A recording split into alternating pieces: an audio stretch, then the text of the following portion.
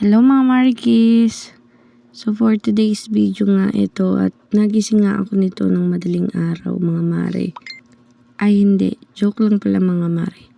So bali nag-alarm pala talaga ako ng mga 4:30 ng umaga mga Mare dahil nga may gagawin ako ngayong araw na ito. At ang gagawin ko nga pala ay, ayan, gigising ako ng magang-maga. So bali nag-alarm nga pala ako talaga ng mga 4:30 ng umaga mga Mare. Pero ayan nga at mga lasing ko na nga rin ako na yan nagising. Pagkagising ko nga niyan mga Mare, pumunta na nga rin ako dito sa may kusina at tinanda ko na nga rin pala itong kutsilyong nakaharap dito sa aking camera. Ay joke, hindi. Inanda ko na nga pala talaga yung aking mga gagamiting rekado niyan mga Mare. So bali naganda nga lang pala ako din ng sibuyas, bawang, luya, tsaka itong 2 pirasong sili mga Maring pula. Saka sinamahan ko na nga pala ng 1 kilong karning baboy yan na. Ay charis, hindi pala, 1 pirasong nor lang pala yan. So ayun nga, at ang ginawa ko nga doon sa baba mga Mare, nagpukpok nga pala ako at pinipit ko nga pala itong isang sachet nitong paminta. So bali dinurog ko nga muna siya diyan. Tapos sinanda ko na nga rin pala yung kaserolang aking gagamitin pagluluto. Matapos ko ang linisan yung aking paglulutuan mga Mare, nagtimpla na nga din pala ako din ng aking kape. At ako nga magkakape muna at nahapdi na nga rin na sigmura ako ng mga oras na yan. Ayun nga at sinimulan ko na nga rin baltan tong aking mga gagamiting rekado mga Mare. So bali ngayong umaga nga pala mga Mare, magluluto nga pala ako din ng arroz. Namimiss ko na kasi yung luto ni Yatot ang arroz mga Mare. Si Yatot nga lang pala ang tagapagluto ko din ng masarap na arroz. Pero sad to say mga Mare na wala nga dito si Yatot kaya naman ako nga magluluto diyan for today's video. So ayan nga, niniwa ko na nga itong aking mga rekado, bawang, sibuyas at saka nga iniwa ko na nga din pala itong luya sa maliliit na piraso.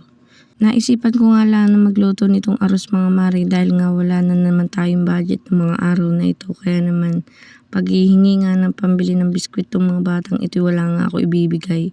Kaya naisipan ko ipagluto na lang sila din ng arroz para ito na lamang ang aming pangaagahan. So bali pagkatapos ko din magkiwa ng mga rekado mga Mare, so ayun nga pala yung pamintang aking dinurog-durog dyan sa baba. At ito nga pala yung sili mga Mare. Bali dinurog ko na nga rin pala yung sili diyan mga Mare. At ito nga, naglagay na nga ako ng mantika dito sa may kaserola at parang nakikisa na nga itong mga rekado. So bali ang gawa ko dito mga Mare, gigisa ko na nga lang muna itong mga rekado. So hindi nga pala ako magaling magluto mga Mare, pero ito nagpipilit ako magluto ng magluto. Si Yatot kasi talaga ang paborito kong paglutuin ng arroz mga Mare pag nagkikrave ako sa arroz. Pero wala nga siya at nasa trabaho kaya naman nga ako na nga muna magluluto. Kahit na papaanong luto ito mga Mare, basta arroz to pag natapos. So ayan na nga, nilagay ko na nga rin itong mga sili mga Mare. Gusto ko nga pala dito sa arroz mga Mare yung maanghang na maanghang. Gawa ng paborito din namin yung ganitong arroz na maanghang mga Mare. Pag nagluluto nga si Yatot ng ganitong arroz ay lagi nga yung may sili. Kahit nga itong 2 bata dito mga Mare, mahilig na nga rin sila sa may anghang. Kaya naman nga kahit lagyan ko nga ito ng sili, okay lang.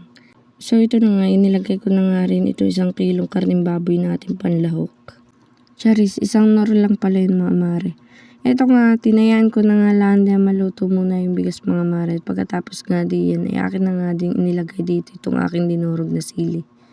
Ito nga at sinaid ko pa nga ito lalagyan din ang uho para naman nga yung anghang lasan-lasa talaga. Pagkatapos nga din ito nga hinalo-halo ko na nga ito at luto na nga rin pala itong bigas niya mga Mare. Kaya naman nga itong aking 2 itlog na panlahok ay nilagay ko na nga rin. So bali hiwa-hiwa ko nga lang para sa maliliit na piraso yung itlog na yan mga Mare. Bali ayan nga at nakaluto na nga rin pala si Galaysi ng arroz mga Mare para sa agahan. So bali pagkaluto ko nga din ng arroz mga Mare, ginising ko na nga din itong si Chelsea at ito naman nga si Wave gising na nung nagluluto pa lang ako. Kaya naman nga dali-dali ko na nga rin ginising din si ate mga Mare at kako nga para makapagpainit na nga rin kami mag-iina dito sa tabi ng dagat. Di pa nga kami nagkain ng arroz na yan mga Mare at kako pagbalik na nga lang namin diyan galing nga dito sa dagat.